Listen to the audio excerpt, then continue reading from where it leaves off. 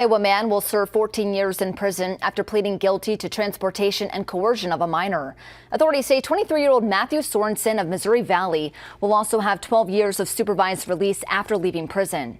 Back in March, a school resource officer at Millard West High School learned that from students there that a female freshman student was dating Sorensen.